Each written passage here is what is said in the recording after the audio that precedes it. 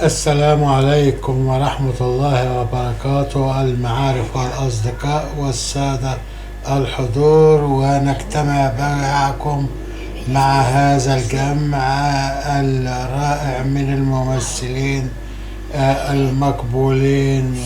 ونرى هنا بأن عثمان بيه قد شفاه الله وعاد إلى الظهور بين أولاده وأحفاده وزوجات أولاده وملهات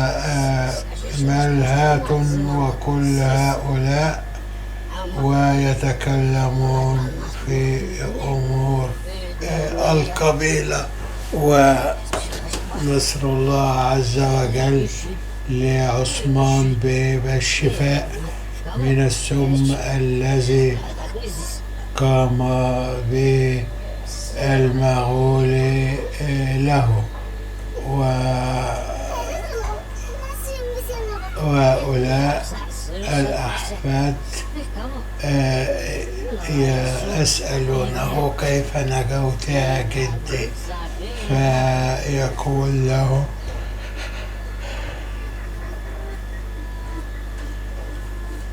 بأن قدرة الله عز وجل تدخلت، والله أعلى وأعلم كيف مرض وكيف مات ومتى نجا هذه الأمور.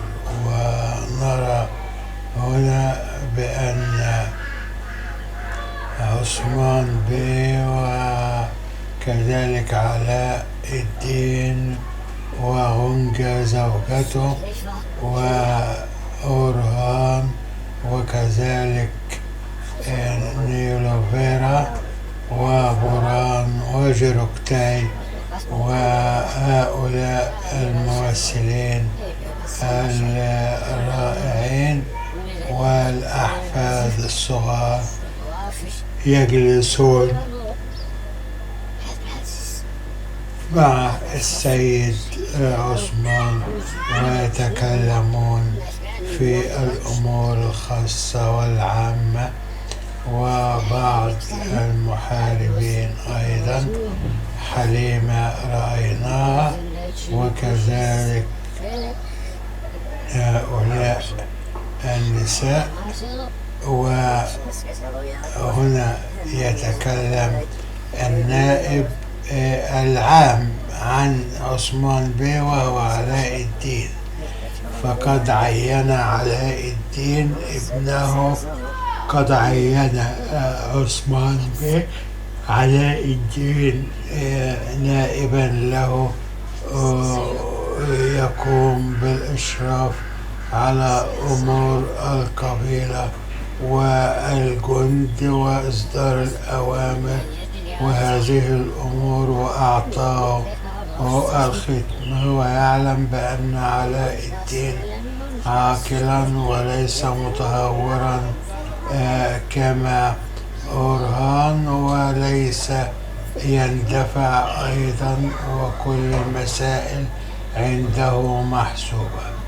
وهو طبعا رجل متعلم منذ الصغر، وقد أرسله أبوه للتعلم هنا وهناك، ويقوم بدوره على أكمل وجه. وإن شاء الله نتابع معكم هذه المواقف الرائعة والجميلة من كل شخص على حدة. فغنجة هنا تتدلع وكذلك نيوليفيرا وحليمة تنظر هي وأختها إليهم، وهم يتشاكسون في انتظار عثمان بيه عندما يأتي. وأنا في الجبال وأنت في الوسط، كنت أنت في الجبال وأنا كنت غارق في النوم، متى أدركت وجودي يا أخي؟ يا للعجب، انظروا إنه لا يضحك حتى أظن أنه لا يغار. طبعا أخوات، ويؤلف الله قلوبهم ولا يحقدون حاليا على بعض، أو كما يظهر لنا. وأراد الكاتب السيناريست والمخرج إظهارهم بهذه الألفة وهذه النساء، ولا أعلم ما أمر هذه النساء الجانبية وكذلك المحاربين الذين يجلسون في الخلف.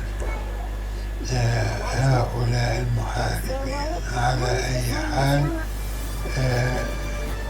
قبيلة القاي وعلاء الدين وعثمان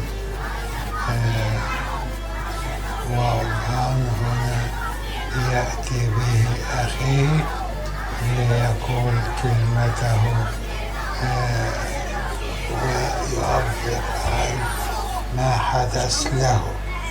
وهنا يتكلم أورهان عن الإلخانيين ألا وهم المغول، ويتكلم عن فتح بورصة وهذه الأمور، رغم أن أبي عين شاهين هو المسؤول عن الجيش.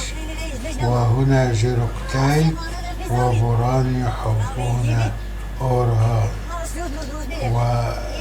ويساندون ما يقوم به، وعلاء الدين يحاول أن يكون نائبا وحاكما بما يستطيع فعله والأمر به. وهنا يتكلم أورهان عن هذه الإجراءات التي حدثت كما سمعتموها. فيحيى السيد أورهان وأدام الله فأنقذ حياة أختنا، كما أنه وحد العثمانيين وما زالوا يحيم السيد أورهان، وهو على رأس قبيلتنا. وبعدما خرج عليهم ويسلم، ونلتقي مع مواقف أخرى من هذه الأعمال الجميلة والطيبة والتي تسعدنا. ونرحب بكل المعارف والأصدقاء والسادة الحضور. السلام عليكم ورحمة الله وبركاته.